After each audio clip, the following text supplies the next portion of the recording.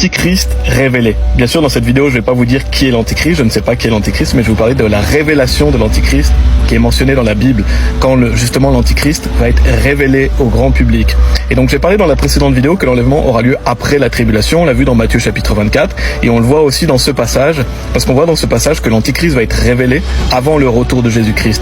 Il va se déclarer lui-même Dieu dans le temple de Dieu, et tromper et décevoir, se faire passer pour le Christ. Et c'est un usurpateur, un trompeur qui sera possédé par le diable. Et donc il vient avant le retour de Jésus-Christ. On voit dans ce passage que cela est confirmé déjà au verset 1, il est dit 2 Thessaloniciens chapitre 2 verset 1. Alors nous vous implorons, frères, par la venue de notre Seigneur Jésus-Christ et par notre rassemblement en lui, que vous ne soyez pas vite ébranlés dans l'intention ou troublés ni par esprit, ni par parole, ni par lettre comme venant de nous, comme si le jour de Christ était à portée de la main. Le jour de Christ, c'est l'enlèvement, le retour de Jésus-Christ.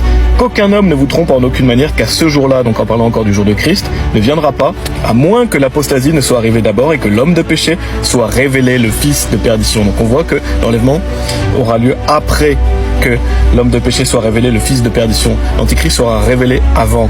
Donc il est dit après verset 4, qui s'oppose et s'élève au-dessus de tout ce qui est appelé Dieu, ou qui est adoré, de sorte qu'il s'assied comme Dieu dans le temple de Dieu, déclarant lui-même qu'il est Dieu. Donc il va décevoir et tromper en disant adorez-moi, je suis Dieu. Et donc il se déclare lui-même Dieu. Et donc on voit clairement dans ce passage que l'enlèvement aura lieu après la révélation de l'Antichrist. L'Antichrist va se révéler dans le temple de Dieu.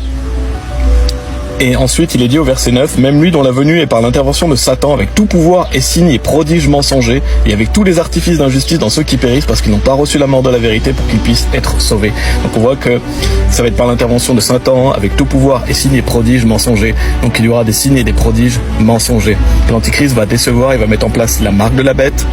Après, il va y avoir la persécution des chrétiens qui va durer 75 jours. C'est la grande tribulation.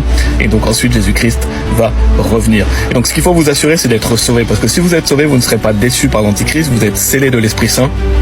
Et vous ne prendrez pas la marque de la bête. Donc assurez-vous d'être sauvé. Il n'y a pas à avoir peur de ces choses-là si vous êtes sauvé. Puisque quand vous êtes sauvé, vous appartenez à Christ. Vous avez l'assurance d'aller au paradis. Et donc Dieu soit loué. Merci pour sa parole qui nous avertit d'avance des choses. Donc assurez-vous d'être sauvé.